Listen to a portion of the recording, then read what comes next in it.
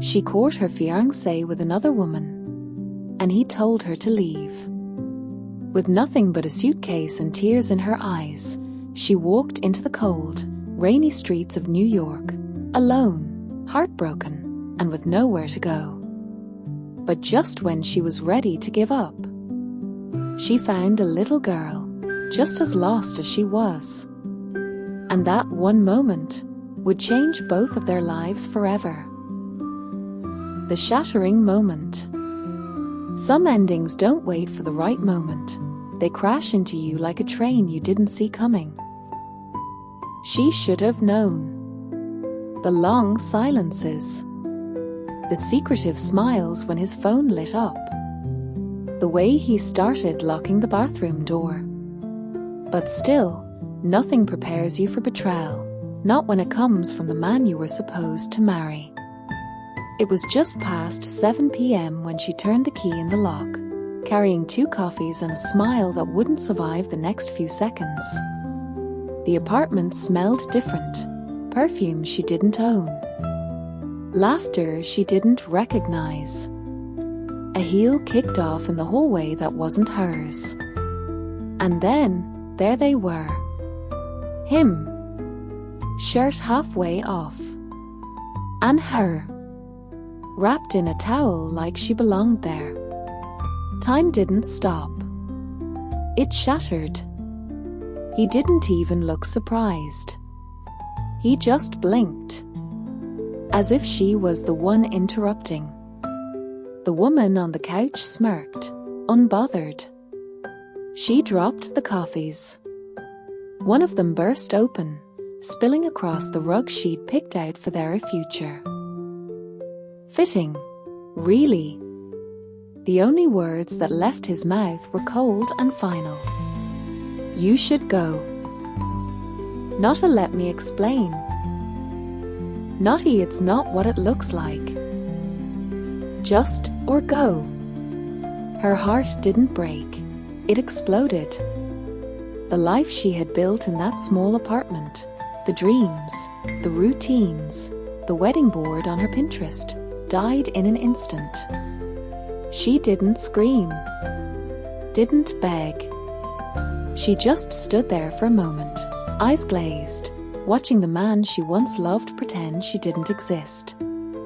Then she turned, walked out, and closed the door on what was supposed to be forever. And outside, it had started to rain. Out in the rain. When everything inside you breaks, the rain feels like the only thing honest in the world. She didn't know how long she stood under the awning of that building, her bag slowly soaking through, mascara streaked down her cheeks like war paint. People passed her. Some glanced, most didn't. That's New York.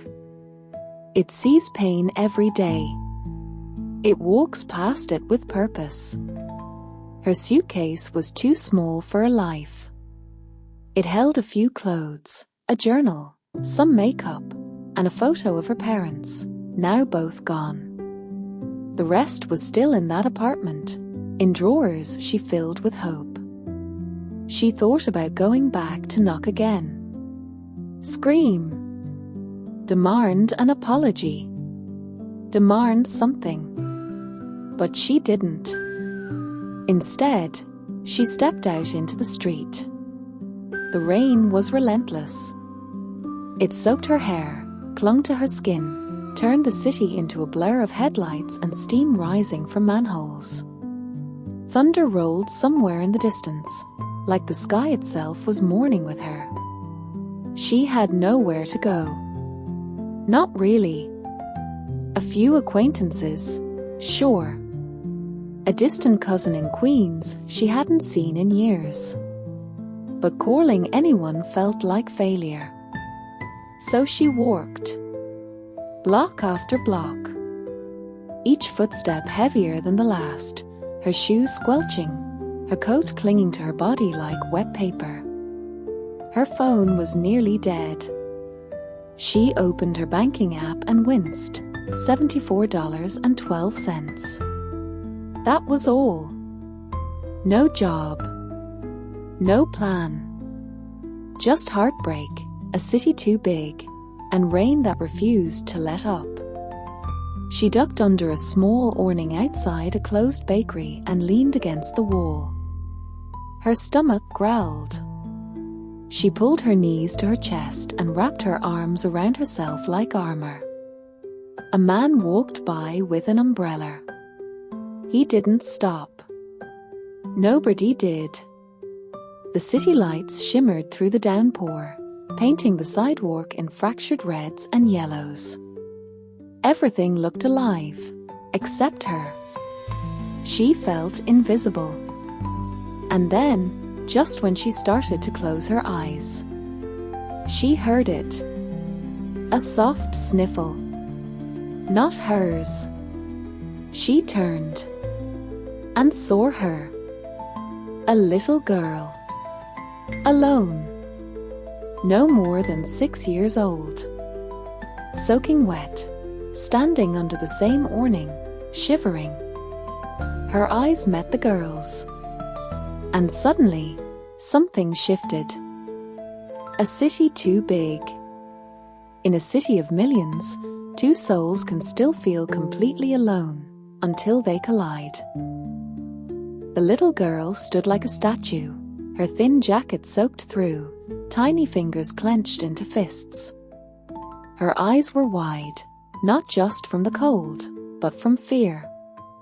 That deep, silent kind that only children truly show when the world stops making sense. She crouched down slowly, her heart still raw, yet somehow already aching for this child. "Hey, are you okay?" she asked gently, her voice cracked from crying and the cold. The girl didn't answer. Just looked at her with those big, dark eyes. She was trembling. "Where's your mom?" the woman asked again, softer now. That's when the tears came. Quiet, broken sobs that seemed to come from somewhere deep inside the girl's tiny body. I don't know," she finally whispered. She was cleaning. And then I turned around, and she was gone. A lump formed in her throat. The little one must have gotten separated on a busy street or in a crowded shop. Maybe her mother didn't even know yet. The thought chilled her more than the rain. "Okay," she said, pulling off her soaked scarf and gently wrapping it around the child's shoulders. "We'll find her. I promise." It was a promise she didn't know how to keep. She stood up, took the girl's hand, and together they stepped back into the storm. Street after street, they searched. Her own misery pushed aside by the urgency of something bigger, this little soul now depending on her. She asked passers-by, shop owners, even a cop on the corner. "Have you seen a woman looking for a little girl? About 6? Brown hair, red uniform?" Most just shook their heads. Some didn't even bother. New York kept moving. Its lights, its sounds, its stories, all rushing by as if two lost people didn't matter. But she kept going. The little girl beside her trusted her. She couldn't let her down. As they crossed into a quieter side street, the girl spoke again, her voice barely audible over the rain. "She smells like pizza. My mom. Always does." That one detail stuck in her mind like a spark in the dark. Pizza. Cleaning uniform. Maybe, just maybe, they were closer than they thought. The reunion. Sometimes, the smallest places hold the biggest miracles. They walked faster now, the rain still falling but their hope growing with every step. She held the little girl's hand tight, eyes scanning every face, every open doorway. Finally, They turned onto a narrow street lined with small shops and cozy restaurants. The smell of baking bread and melting cheese filled the air. A small pizzeria stood at the corner, its red and white striped awning faded but welcoming. She knelt down and whispered, "Is this where she works?" The girl nodded, shivering but smiling faintly for the first time. They stepped inside, dripping rainwater onto the worn wooden floor. The warmth wrapped around them like a hug. Behind the counter, a tired but kind woman mopped the floor, her uniform slightly stained but clean. "Mom!" the girl shouted, running toward her. The woman's mop paused mid-air. She looked up, eyes wide, heart pounding. When she saw her daughter, she dropped the mop and scooped the girl into a fierce embrace. Tears streamed down both their faces. The woman looked at the stranger, eyes filled with gratitude and something else, relief. "You found her," she said softly. "Thank you." They sat down in the tiny back room, the woman offering hot tea and a place to dry off. The stranger told her story, the betrayal, the rain, the lost night. And the woman listened, understanding more than words could say. The story shared. Some hearts recognize each other before words ever finish. Steam rose from 2 chipped mugs of tea. The warmth seeped into her hands, but it was the kindness in the woman's eyes that thawed something deeper, something frozen since the moment she was told to go. The little girl sat curled beside her mother, finally calm, fingers playing with the edge of her mother's sleeve. The woman, her name was Rosa, tucked a damp curl behind her ear, still staring at her guest as if trying to read the pain written across her face. "So, what happened to you? Am I a Moor?" Rosa asked gently. She hesitated. Part of her didn't want to speak it out loud, as if keeping it inside would make it less real. But she had no reason to lie, no strength to pretend. "I court my fiancé with someone else," as she said quietly. "In our home." He didn't even apologize. Just told me to leave. Rosa didn't gasp or look shocked. She just nodded, slowly, like she'd heard 1,000 versions of that sentence in 100 different lives. "I didn't know where to go," as she continued. "I've got no family left. No job. Just ended up walking in the rain. And then I saw her," she added, glancing toward the little girl. "She looked just as lost as I felt." Rosa smiled softly. "You helped her, even when you were broken." Her voice cracked. "I couldn't just walk away." She was scared. "Exactly," Rosa whispered. "That's why you're sitting here now. God knows what He's doing, even when we don't." The silence between them was thick, but not uncomfortable. It was the silence of understanding. Of 2 women who knew what it meant to be left behind, but still stand up for someone else. Rosa stood up slowly, stretching her back. "My shift's almost over. But listen." She turned toward the stranger, the girl who had saved her daughter and didn't even know how to save herself. "If you don't have a place to sleep tonight," Rosa said, "you can come home with us. My mama's place is small, but it's warm. And we don't let good people freeze alone in this city." It was the first real offer of kindness she had received in weeks. And for a moment, she couldn't speak. She just nodded. And for the first time since that door slammed shut behind her, she felt like maybe, just maybe, she had stepped into something that could become a beginning. A stranger's kindness. Sometimes the softest miracles come not with angels' wings, but with a mop, a smile, or a couch. The subway ride was long, but not awkward. The girl fell asleep on her mother's lap, and she sat across from them, watching the blur of tunnels, letting the rhythm of the train settle the storm inside her. She still didn't quite understand why this woman, a stranger, had opened her arms so wide. But something about Roser felt solid, grounded, like she'd carried her own share of storms and learned not to let others drown alone. They got off at a quiet stop in Brooklyn, walked a few blocks under Roser's umbrella, and reached a faded red brick building that smelled faintly of rain, old books, and fried onions. Roser opened the door to a small apartment that felt immediately warmer than anything she'd known in days. The lights were dim, the walls filled with pictures and prayer cards, and the scent of garlic and laundry softener lingered in the air. An older woman appeared in the doorway, wiping her hands on a dish towel. Her eyes immediately landed on the stranger. "She's staying the night," a Roser said before the girl could say a word. "She helped Maria. We owe her."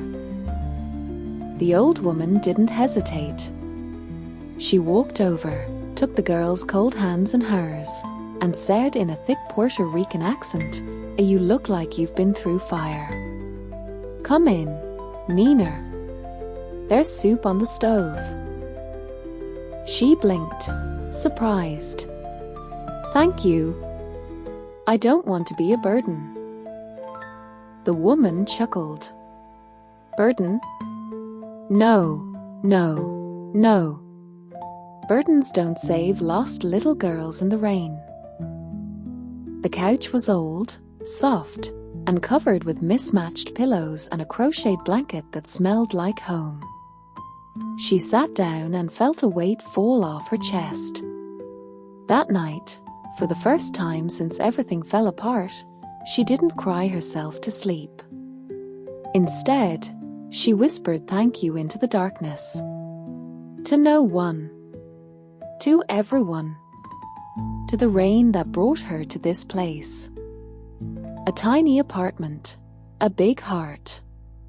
It wasn't the size of the space. It was the size of the welcome. Morning came with the smell of frying eggs and something sweet, maybe cinnamon or brown sugar. She opened her eyes slowly, tucked beneath a blanket that someone's hands had gently placed over her during the night. For a moment, she didn't remember where she was. Then she heard it, the soft laughter of a little girl, a kettle whistling, the muffled sound of Spanish on the radio. She sat up and looked around. Sunlight streamed in through half-closed blinds, catching dust in the air like gold glitter. It wasn't her apartment. It wasn't even her life. But it felt safe. Roser peeked in from the kitchen. "Good morning, sleepyhead," as she smiled. "Coffee?" She nodded, unsure what to say. Words still came slowly. Emotions stuck to her ribs like cold honey. In the kitchen, Roser's mother, Dona Elena, was humming an old bolero as she stirred oatmeal on the stove. Maria sat at the table, drawing with crayons. They had made space for her like it was nothing. "You sleep okay?" Roser asked, placing a warm mug in her hands. "Better than I have in weeks," she admitted. "Thank you again." Roser waved her hand. "Don't thank me. Thank the rain. It brought you right where you needed to be." They both chuckled softly, and something loosened in her chest, like her ribs weren't squeezing so tightly anymore. "I need to head back to work," Roser said, grabbing her jacket. "But I was thinking." She paused, thoughtful. "You looking for work?" The girl blinked. "I mean, I guess. I don't have much experience except office stuff. And you can clean, right?" Roser interrupted kindly. "Wipe tables. Smile at people.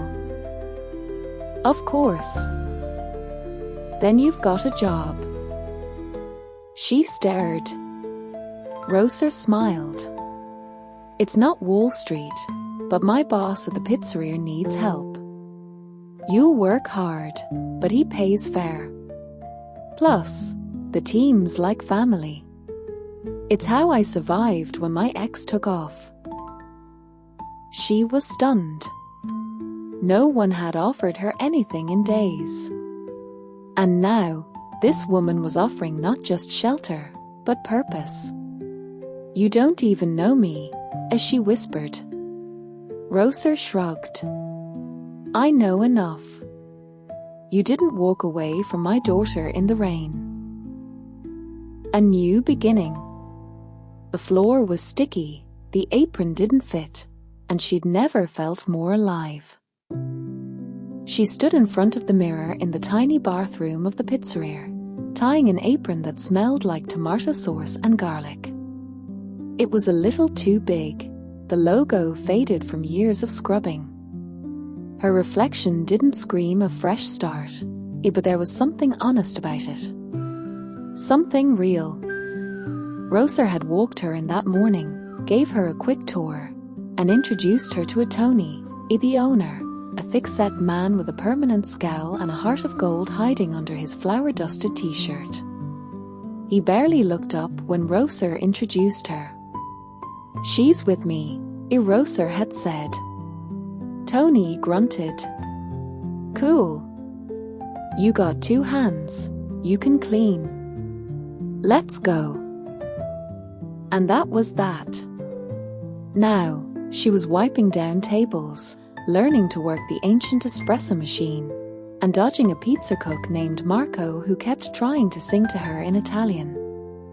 It was chaos, but warm chaos. Laughter echoed from the kitchen. Customers argued good-naturedly over who made better meatballs, Roser or Marco. The delivery guy swore like a sailor, but held the door for every old lady who came through. And in the middle of it all, her. Slowly, awkwardly, finding her place. There were moments when it hit her, how far she'd fallen. From wedding dress fittings and apartment hunting to scraping dried cheese off trays. But then Maria's little hand would wave at her from the counter, or donor Elena would send her lunch in a paper bag, and it didn't feel like a less. It felt like rebuilding. Tony noticed her work ethic within hours. "You clean like you've been doing this your whole life," he grunted during a break. She laughed. "It's the first time I've cleaned something that gave me peace." By the end of the day, her feet were aching, her hair was frizzy, and her hands smelled like soap and pepperoni. But she smiled, genuinely, for the first time since everything ended. This wasn't the life she planned. The man with the guitar. Some people walk into your life quietly, like a song you didn't know you needed. Friday afternoons in the pizzeria had their own rhythm. The kitchen buzzed with the clang of pans, Tony barked orders like a Broadway conductor, and the little bell over the front door rang every few minutes as regulars came in, drawn by the smell and the warmth. That's when he walked in. She didn't notice him at first. Too busy sweeping near the front. But Roser nudged her with a smirk and nodded toward the door. "That's him," she whispered. He was tall, but not in an intimidating way, more like someone who didn't take up too much space even when he stood in the center of it. wore a denim jacket with a guitar case slung across his back. His smile wasn't flashy, but it stayed longer than most. "Hey Tony," he called, already walking to the corner booth like it was reserved. "Usual." Tony grumbled but made the order before the guy finished sitting down. She brought him his drink, iced tea with lemon, no sugar. As she placed it on the table, he looked up. "Thanks," he said, and then paused. "You're new." She nodded. "First week." "Well, welcome. You survived, Tony, so you must be strong." She laughed. It slipped out before she could stop it. That laugh, it caught her off guard. Not just because it had been so long since she'd heard it, but because it felt like hers. Not forced. Not polite. Real. He opened his guitar case while waiting and started tuning softly. Nothing flashy, just a gentle strum that filled the space with warmth. "She's got a voice," he said suddenly, nodding toward her. "Not just speaking. I can tell." She blinked, confused. "You can tell that from a laugh?" He shrugged. "Music knows music." She didn't know what to say. But something about his presence, his ease, settled into her like a chord she hadn't heard in years. Before she walked away, he added, "I'm Ethan, by the way. See you around." She smiled, still unsure of everything. The slow bloom. Healing doesn't happen all at once.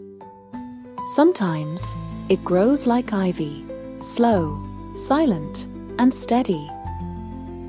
Ethan became a Friday fixture. Always the same booth. Always the same order. And always that guitar. He never played loud, never demanded attention. But the soft melodies that spilled from his fingers turned the pizzeria into something more than just a lunch spot.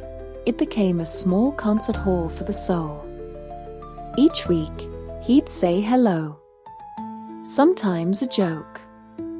Sometimes a story. Nothing heavy. Nothing forced. And she started looking forward to it. She found herself slowing down when passing his table, offering an extra napkin, refilling his drink before he could ask.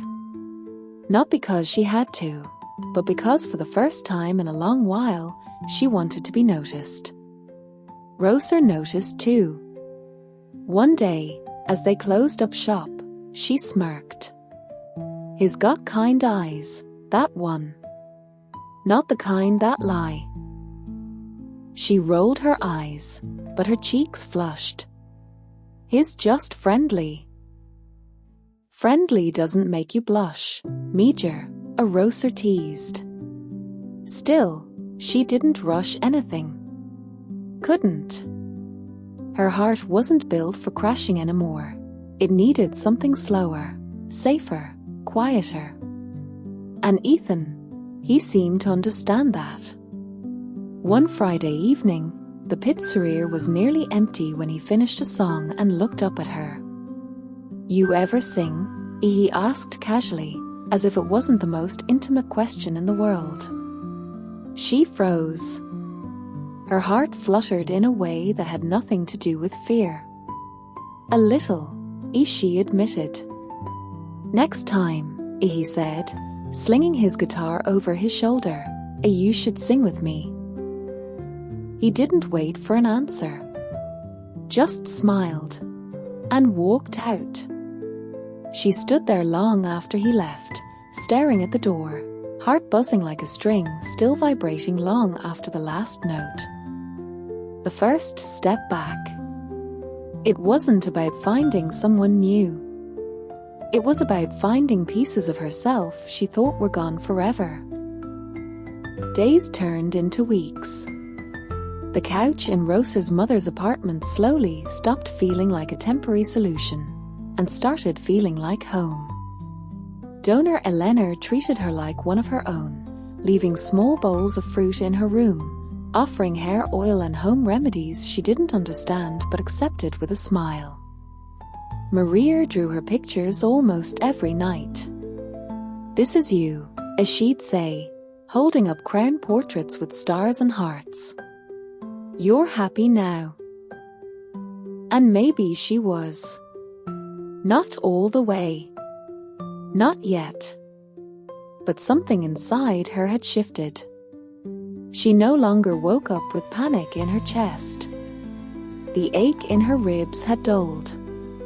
She had purpose again, even if it was in cleaning tables and handing out menus. Because at the end of the day, she mattered.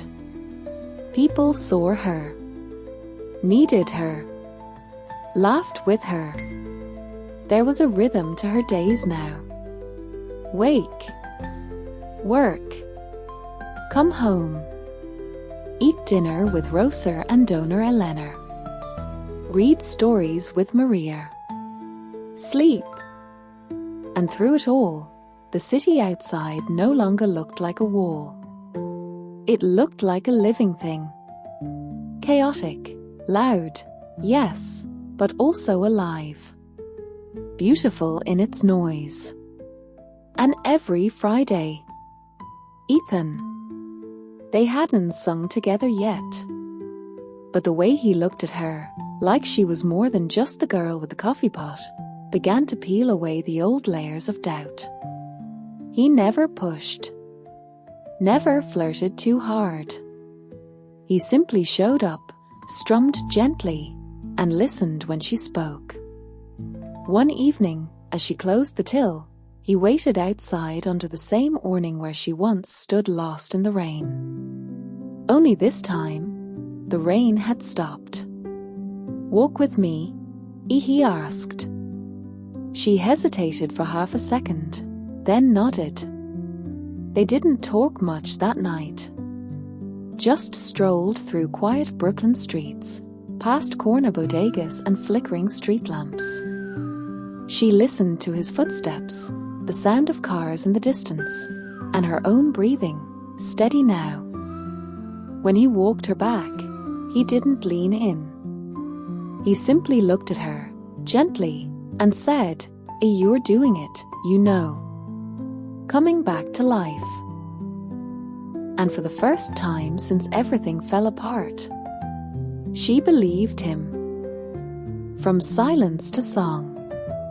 There comes a moment when the silence inside you becomes too full to carry. And then, your voice returns. It was a quiet Friday, the kind where the city felt slower, almost kind.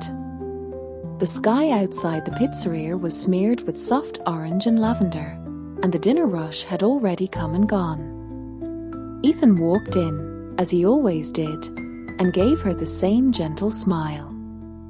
But tonight felt different. There was a weight in the air, not heavy, but expectant. Like something had been waiting long enough and was finally ready to unfold. As he strummed his guitar softly in the corner booth, Tony wiped down the counter and winked at her. "He's gonna run out of excuses to come here if you don't sing with him soon." She rolled her eyes but smiled. Then Ethan looked up and nodded toward the empty chair across from him. "Tonight?" he asked. Her heart skipped. It wasn't fear this time.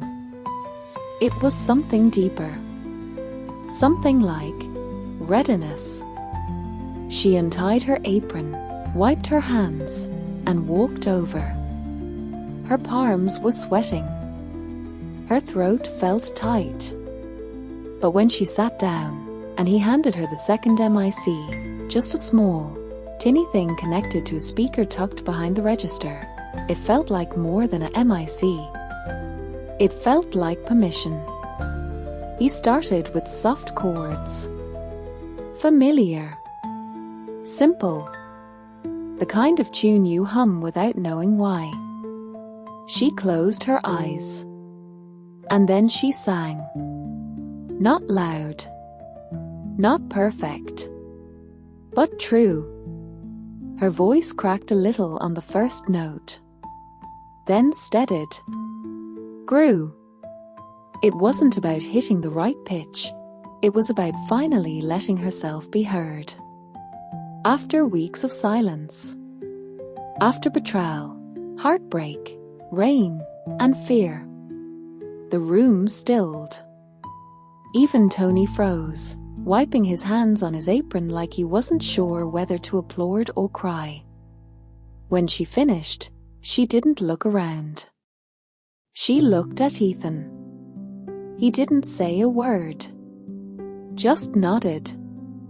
Like he knew this wasn't just a song. It was her saying, I'm still here. The slow burn. Some love doesn't crash into your life.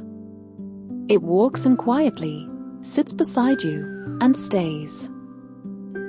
After that night, something shifted.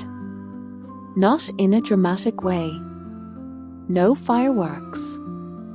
No breathless confessions under neon lights. Just a warmth.